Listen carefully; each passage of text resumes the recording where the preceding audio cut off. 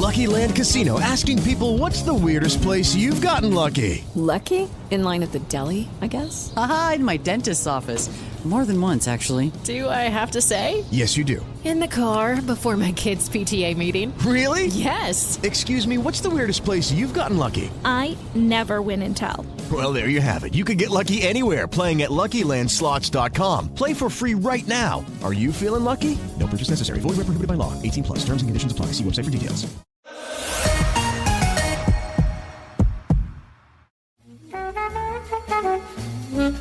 Si te gusta la tecnología, viajes, autos, alta cocina, vinos y gadgets, llegaste al lugar indicado. Aquí comienza Eddie Warman de Noche. Y les platicaré más de España, de Cataluña, esta región conocida como nacionalidad histórica en el Estatuto de Autonomía, ubicado en el noroeste de España, 32,000 kilómetros de la península ibérica, donde se encuentran las provincias de Barcelona, Gerona o Girona, Gerona también, Lérida y Tarragona. También aquí Cadaqués, donde vivió Dalí, el loco genio, encantador y a veces despreciable de Dalí. Por cierto, dos bahías muy bonitas que les recomiendo que conozcan. Ahí está el pintor Ramón Moscardó, pero la capital de Cataluña es Barcelona, ubicado en la marca hispánica, no en los reinos de Taifas. La marca hispánica estaba conformada por los dominios del Imperio Carolingio, delimitado por los ríos Llobregat, Cardener y Segre. Además, el área fronteriza con el Andaluz y los Pirineos. Era el siglo IX cuando Wifredo el Veloso o el Velloso de la Casa de Carcasona se convirtió en conde de Barcelona y de Girona, y además conde de Urgel y de Cerdeña. Sus hijos, los condes, no nombrados por los reyes francos, ojo, esto es muy importante, inician su propia dinastía, y es hasta el siglo X, en el condado de Barcelona, donde comienzan a alejarse de la autoridad francesa, y en el siglo XII surge el idioma catalán o catalán.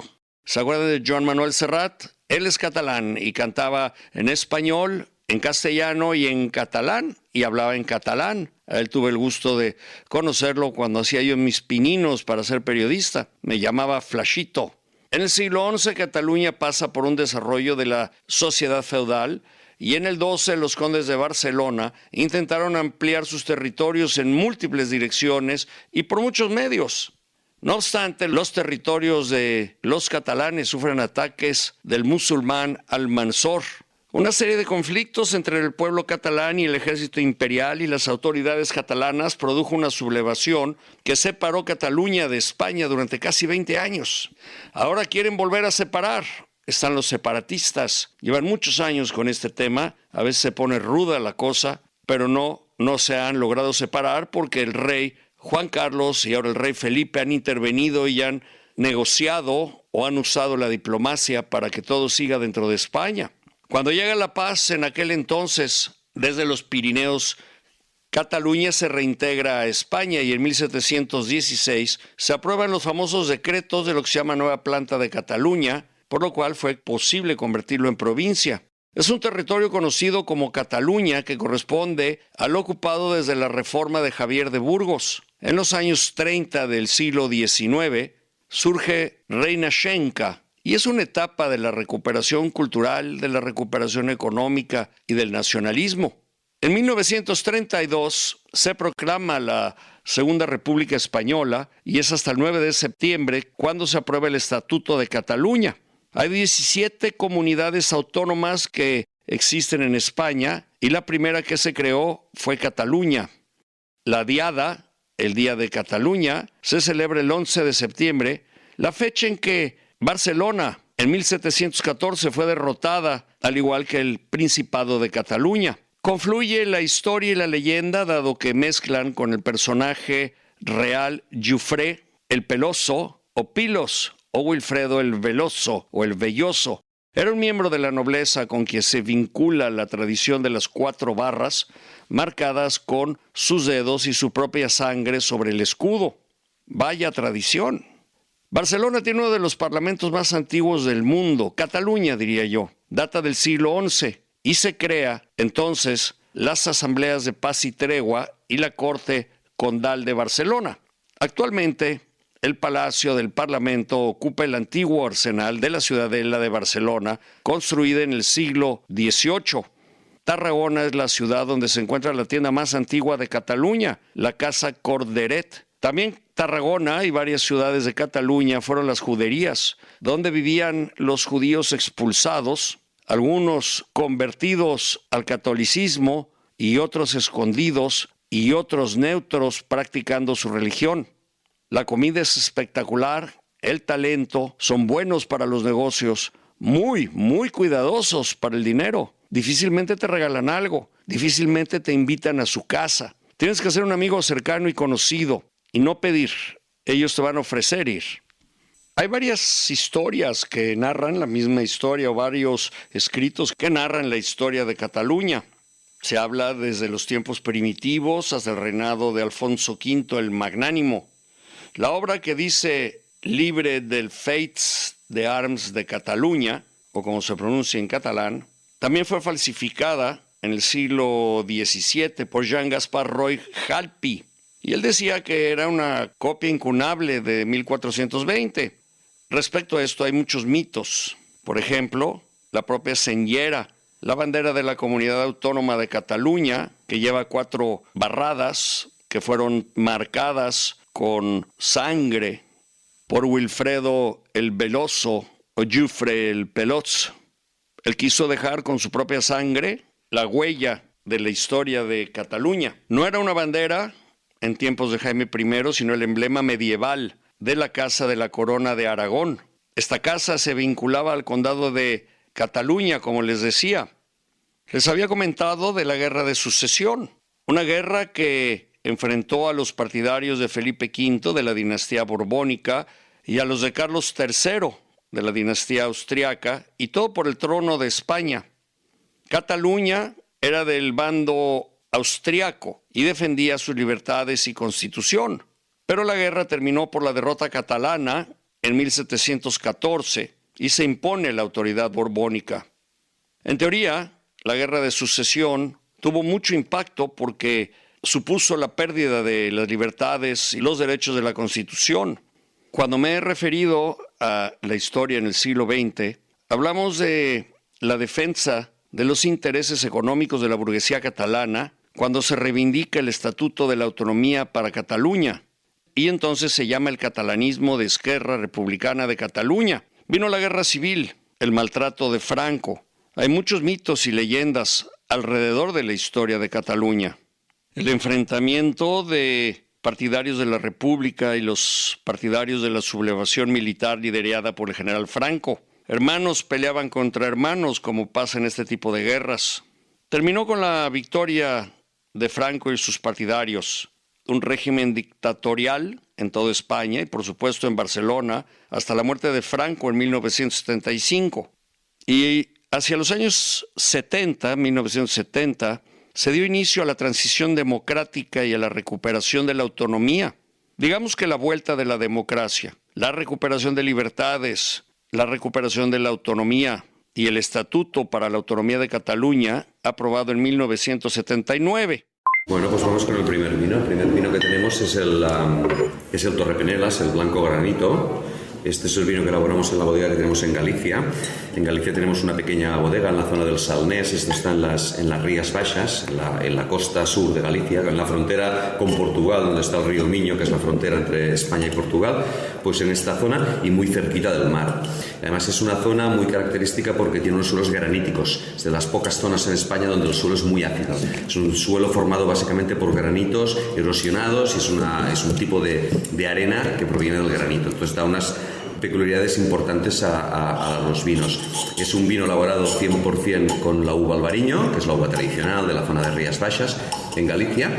Y otra característica importante de este vino es que cuando decidimos criar el vino, madurar el vino en la bodega, tradicionalmente en la zona en Galicia se maduran los vinos en inoxidable, en tanques de inoxidable con sus lías, Algunos elaboradores usan un poco de madera, pero no es muy común la madera en los albariños porque la madera se come mucho el carácter del albariño. Nosotros apostamos por trabajar la forma tradicional con el inoxidable, los depósitos de inoxidable, con sus ligas, madurando ahí trabajando, pero incorporamos unos huevos, unos depósitos en forma de huevo hechos con granito gallego, con la piedra con granito. Porque queríamos también linkar lo que es... ¿En qué le cambia que no sea de concreto o de cemento normal y que sean de granito gallego? Básicamente le confiere al vino salinidad. El granito es una piedra que tiene un mineral, una piedra que tiene sales, y las sales suelen tener una sensación muy salada. Hay mucho cloruro potásico, cloruro sódico, y eso le da sensación de salado al vino. Es un buen recipiente porque permite un pequeño paso del oxígeno para que el vino vaya madurando y vaya evolucionando, pero además le confiere esta sensación de salino, ¿no? Que cuando pruebes el vino en el final de la boca, sobre todo, se nota esta sensación salada. Ahorita lo probé para preparar boca. Hay salino amable, a diferencia del salino, por ejemplo, de los vinos de Ensenada en México, que es salino porque están regando con agua mal desalinizada o porque están en pozos que no están purificando bien. Pero eso es un salino mineral y te da esta textura mineral metálica de grafito, exacto, esta mineralidad, esta sensación de tensión en el final de la boca, ¿no? De sostenido, ¿no? de la mineralidad con el punto salido, sí. Y lo hace más largo además. Exacto, hace que el final sea más largo.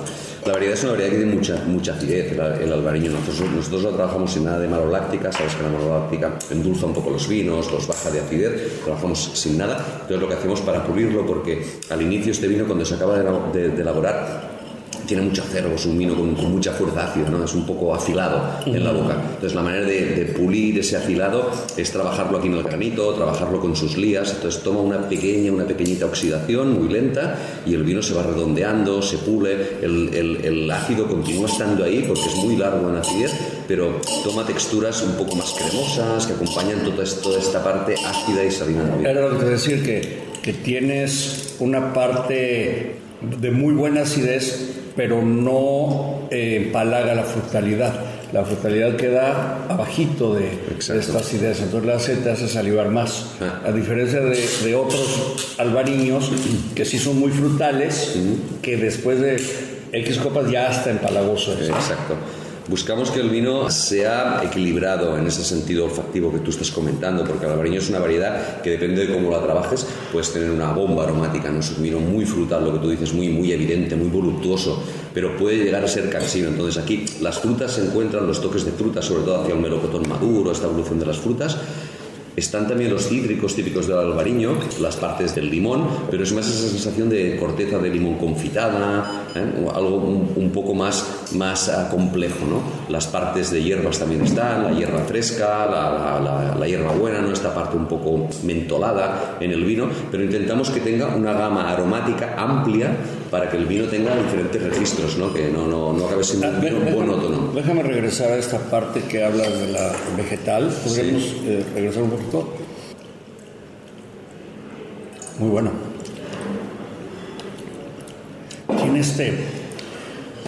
Quiero encontrar este sabor vegetal, esta parte que no es fruta, que está muy rico. Algún vegetal, me sabe algún vegetal que es bueno, no algo desagradable, por el contrario, que sí tienes fruta medio madura. Sí. Está la fruta madura, pero está muy complementada con esta parte que te comento de los cítricos, del macerado de hierbas, de toques incluso mentolados. Claro, tienes los mentolados que son los balsámicos, ¿no? Los balsámicos, exacto. Sí, eso es explosivo, está muy rico. Pero encuentro algo carnoso, vegetal, que me recuerda a una verdura y no sé qué verdura, que es poco común en un vino. ¿Qué madera tiene? ¿Tiene madera? No tiene madera. No tiene madera, ¿verdad? Cero, no hay nada de madera. Básicamente es una mezcla entre vino madurado en granito y vino madurado en depósito de inoxidable en tanque. Está muy interesante. ¿No conocí este vino? ¿Esta qué producción tiene y de qué añadas son? Estamos probando la añada 20 y las producciones de este vino son bajas, o sea, estamos haciendo unas 2.000 botellas, 2.500 botellas, son producciones bajas.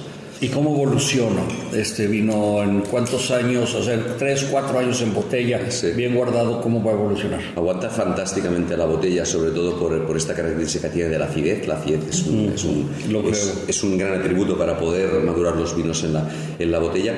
Y lo que hace en la botella, sobre todo, es madurar, ¿no? Estas partes que tú ahora encuentras todavía vegetales, ¿no? Esta sensación algo más fresca, más de las hierbas, esto se va convirtiendo en toques más maduros, ¿no? Va madurando en la botella. Si pruebas un vino de estas características con 5, 6 o 7 años, la parte de confituras va a ser mucho más importante. Claro. Tendiendo un poco al final a esa evolución un puntito licorosa, como tienen algunos vendimia tardía, ¿no? O algunos vinos de esos que se dejan madurar mucho, ¿no? Le sale entonces esa parte licorosa, incluso un punto de hidrocarburo, de petróleo, ¿sabes? Que le salen los Riesling, que están bien viejos, pues le sale esta sensación un poco de ¿Por qué sale? No, sí le he olido, sí le he percibido y no sé por qué sale. Es un aroma terciario de evolución de los compuestos aromáticos que tiene la variedad. Con la oxidación, poco a poco, van apareciendo todos estos compuestos terciarios en la vida del vino. ¿Y qué otros terciarios me voy a encontrar en paladar y en nariz? Te vas a encontrar... De primera instancia y posterior.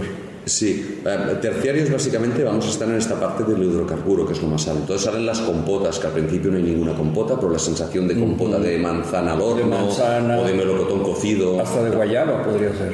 Podría. Digo, no sé si lo tiene, pero me estoy imaginando. Sí, podría llegar. No es un aroma que yo tenga mucho en mi cabeza, la guayaba, porque sabes que no es un aroma habitual para nosotros, pero estas compotas aparecen mucho. La guayaba es como la maracuyá. Sí. Parece un poquito menos ácida que la maracuyá, más dulce. Pero estamos más en una sensación de frutos, más el melocotón o la manzana, que la idea esta de frutos tropicales, ¿no? Más mediterráneo. Sí. Lo malo que tiene es que se evapora, mira. Muy rápido se evapora.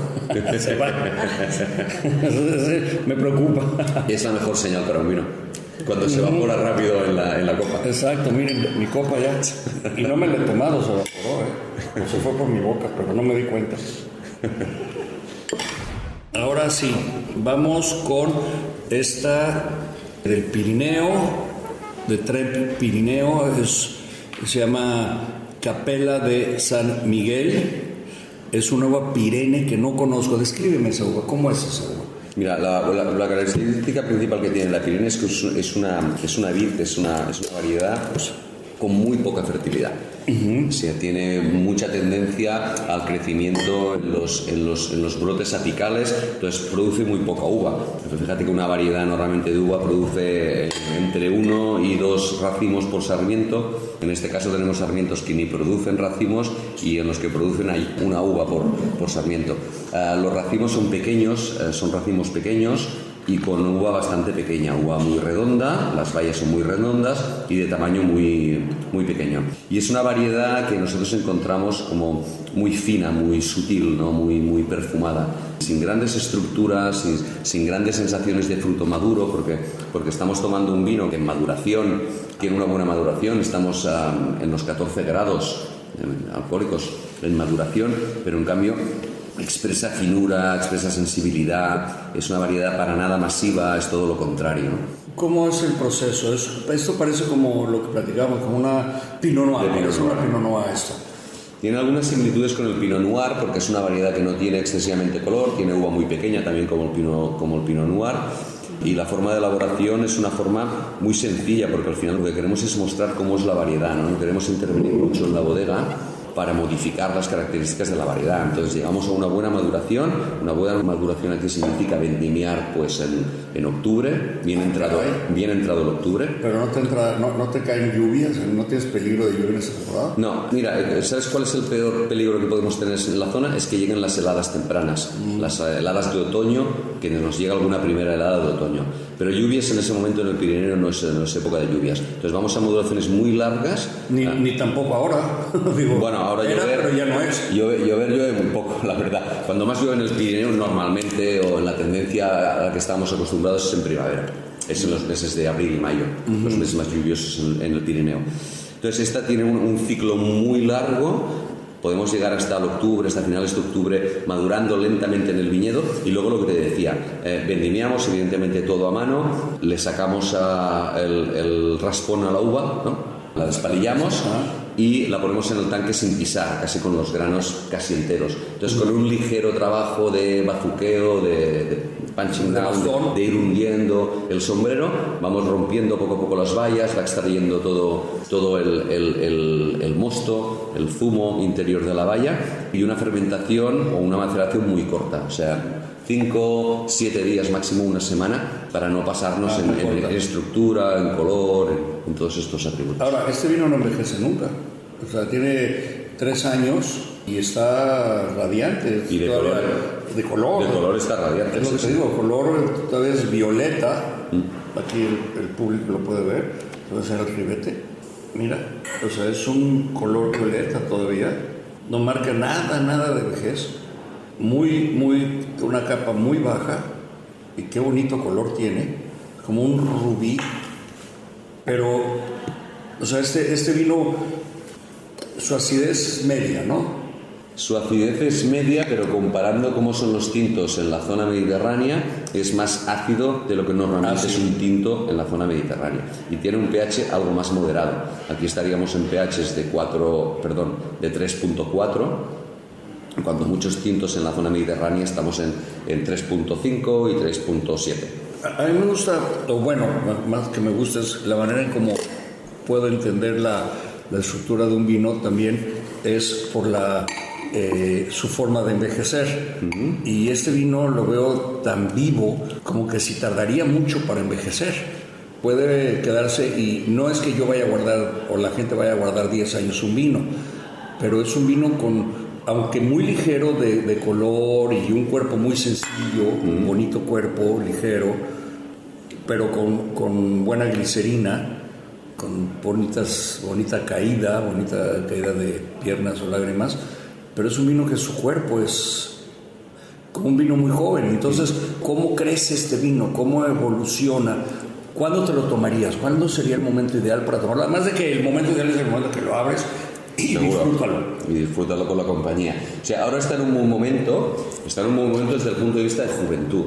Ahora, porque el vino en la nariz también todavía es muy frutal, es muy joven, es muy tenso, es muy largo en la boca, pero es un vino que lo puedes dejar evolucionar. Seguramente muchas de las notas que tiene de frutos rojos, de frutos de bosque, van a ir bajando, van a ir desapareciendo, y van a aparecer más los especiados, las especies dulces en la nariz, ¿no? Ese es el tipo de evolución que normalmente tiene el vino. Pero puede estar, para llegar aquí puedes estar en 6, 7, 8 años. Fíjate que lo veo como cuando vas a la playa aquí en Barcelona, las chicas con sus falditas ahí en primavera, saltando, jugando. Es un vino muy joven, o sea, muy alegre, es lo que quiero decir. Así es, bueno, es más un vino con minifalda, mira. Es uno de los factores por los que apostamos por este vino, porque creemos que es una buena casta de uva para hacer frente a lo que nos viene a nivel climático. Porque con las añadas calientes que estamos teniendo, con la falta de agua, fíjate que es un vino que muestra mucha frescura, ¿no? No es un vino que se caiga con añadas cálidas, como fue la añada 21, que fue una añada muy cálida y seca para nosotros. El nombre comercial es Pirine. El nombre de la variedad es Pirene. ¿Y del vino? ¿Cómo, qué etiqueta? ¿Qué diría? Esta es la etiqueta. Esta es la etiqueta. Como de laboratorio. Sí, esta es. Porque hay una producción muy pequeña. Entonces estamos la imagen del vino, de la botella, está acorde con eso, ¿no? Con un vino de pequeña dimensión, digamos, de pequeña dimensión en términos de producción, pero un gran vino y una variedad que nos parece muy interesante. ¿Cuál es la máxima producción por alcanzar de este vino? O sea, esta uva recuperada, esta vid recuperada, cuando tú recuperas una vid, ¿qué capacidad de extensión, de crecimiento, de expansión tiene? Una vez la tienes recuperada, tienes la madera saneada, está de acuerdo toda la parte legal que hay detrás de los vinos, porque una uva para poder producir vino tiene que estar controlada legalmente, es decir, hay pruebas detrás de la Administración Española, del Ministerio de Agricultura, para que la puedas usar. Una vez estás en ese estadio, ya depende de la velocidad que tú le imprimas. O sea, cuando tienes madera, puedes multiplicar la madera, sabes que la viña es un clon, ¿no? La vas multiplicando cada año. Entonces depende de lo rápido que quieras ir. Nosotros hemos sido precavidos en ese sentido porque queremos aprender también del vino. Son variedades que no conocíamos. Entonces preferimos andar pasito a pasito, que no correr mucho y tener muchas hectáreas y luego tener que retroceder en cosas que hemos hecho, porque la conducción es importante. Estas variedades que en fertilidad son tan bajas, tienes que entender un poco cómo configurar el viñedo para que la producción esté equilibrada, para que tengas un mínimo de uva, ¿no? Y es una variedad que justo ahora tenemos un poco claro de cómo conducirla a nivel de viñedo, ¿no? Con podas muy largas, con varas muy largas, para poder conseguir ese equilibrio. Déjame entender eso. ¿Este vino se cosecha entonces cuándo? ¿En octubre también? Sí. Esta uva se cosecha en octubre. Se cosecha en octubre, depende del año. Hay años que a lo mejor es a principios de octubre, o te vas al 20 de octubre, depende de la cosecha. Entonces, cosechas antes, si no tenía ninguna, ojalá no caiga ninguna nevada, pero bueno, puede caer nevada o granizada, ¿no? Como pasó una vez en Rioja. Entonces dejas crecer la uva, dejas madurar más la uva. Cuando normalmente se cosecha entre septiembre y octubre, aquí cosechas a mediados, finales de octubre. Correcto.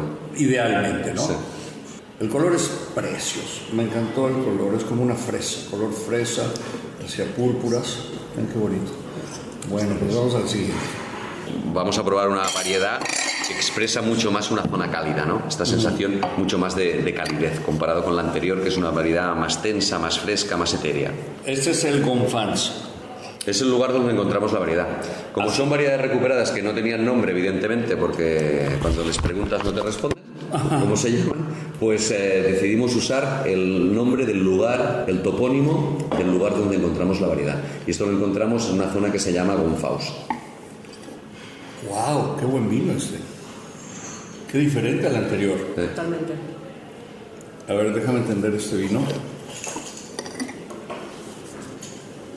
¡Qué largo es este vino! ¡Qué paso tiene! Y además te da, a mí, después de estar comiendo galletitas con sal, el color es precioso, es un... ¿Cómo le llamas? Es un moradito, es un color violeta muy ligero. Menos vivo el violeta que el anterior, ¿verdad? Menos vivo. Algo más de granates. Sí, este es más granate, tienes colores. Aquí ya tienes otra profundidad en el vino que en el ribete es ligero, pero ya marca poquito de envejecimiento. Correcto. Yo estoy con el maestro, con Joseph. La vía del envejecimiento aquí es una vía mucho más oxidativa que en el anterior, no tan reductora, sino más oxidativa. Entonces se propicia este cambio de color, ¿no? Esta evolución de los tonos desde el violeta hacia los tonos dirección al marrón. Evidentemente no hemos llegado ni mucho menos, pero donde el color ya no es púrpura, sino que estamos más en las tonalidades granates. Este es más estable en su paso largo, ¿no? No tiene estas zonas de despegue tan emocional en la lengua con que te hace salivar, pues, así lo puedo describir. Sí, de tanta juventud, ¿no? Exacto. Es un vino más asentado, ¿no? En este sentido. Es un vino quizás más amplio en su paso por la boca, no es tan directo y tan estrecho como el anterior, es mucho más envolvente, mucho más amplio, las sensaciones sedosas son más claras en el vino, la glicerina. Y menos longevo, por la acidez. Posiblemente evoluciona más rápido, bueno, posiblemente no es seguro, la misma añada de las dos variedades, la sensación de tiempo en el vino es superior en esta segunda variedad en Gonfaus que no en Pirene. En Pirene, como tú bien comentabas, no pasa el tiempo para él, ¿no? Parece esa sensación de que está ahí parado en la juventud. Este de aquí no, está entrado en su madurez. Entonces es un vino que va a madurar mucho más en la botella que no la Pirene. Eso es como Benjamin Bott de la película, ¿no? Que va para atrás. Es joven. Fíjate, uno le puede llamar minifalda, ya lo puedo llamar Benjamin Bott.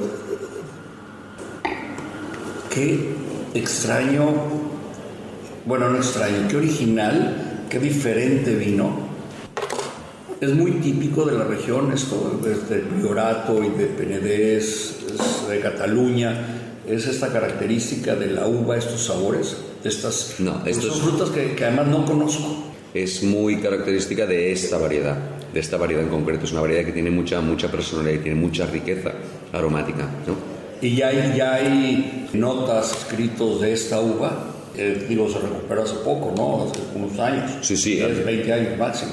Esta variedad concretamente nosotros la tenemos en el viñedo desde 2011-2012, hace muy poco, y a día de hoy somos los únicos que estamos trabajando con esta variedad. Con todas las variedades que hemos recuperado, una vez estamos seguros que tienen calidad, todos los aspectos legales están cuidados, todo está bien, lo compartimos con otros elaboradores o con agricultores. Si ellos quieren plantar, nosotros les damos madera y están plantando. Por ejemplo, en la primera que hemos probado en el Blanco, en la Forcada, aquí en el Penedès, hay otras bodegas que están empezando ahora a elaborar la variedad. Y con esto la idea es lo mismo. O sea, los elaboradores que apuesten por esta variedad, que la encuentren interesante, pues les ayudaremos a expanderla. Es que Penedès, desde Don Miguel, ha sido muy innovador en sus producciones vitivinícolas. Entonces siempre ha estado buscando cosas, ¿no? Como que no se queda, ok, ya lo tengo y ya. Sino vamos No. a algo más.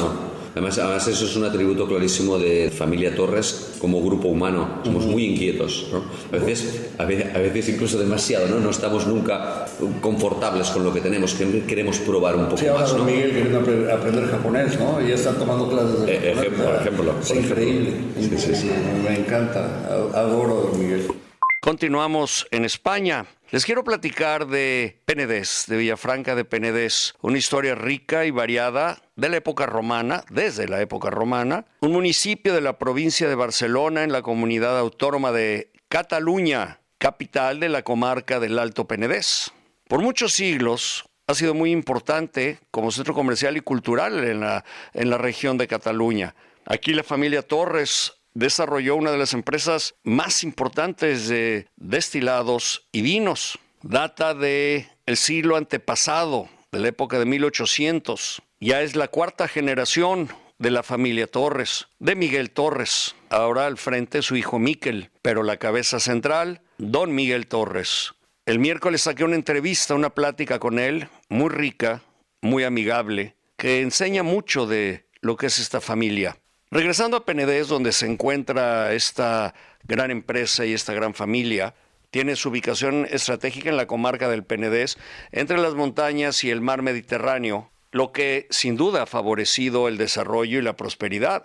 La tradición vitivinícola de Villafranca de Penedès se ha consolidado a lo largo de los años, de los siglos, y ha alcanzado a convertirse en una zona vitivinícola muy, muy importante, entre las más importantes de España. En la actualidad, sigue siendo un destino popular para los amantes del vino y del cava y para el enoturismo, por supuesto. Visitantes de todo el mundo van a descubrir las bodegas y los viñedos que fueron afectados también por la filoxera. Y sin embargo, no se quedaron ahí. Los catalanes se levantaron con fuerza, como toda España, como toda Francia, como la gran parte de Europa donde hay regiones vitivinícolas. Es una región de renombre en el mundo del vino, parte integral de la cultura y de la economía. Arquitectura modernista en edificios emblemáticos que son una muestra clara del movimiento artístico de la región, sobre todo de principios del siglo XX. Pero si nos vamos a la historia, sobre todo la historia vitivinícola, nos vamos al siglo IV a.C.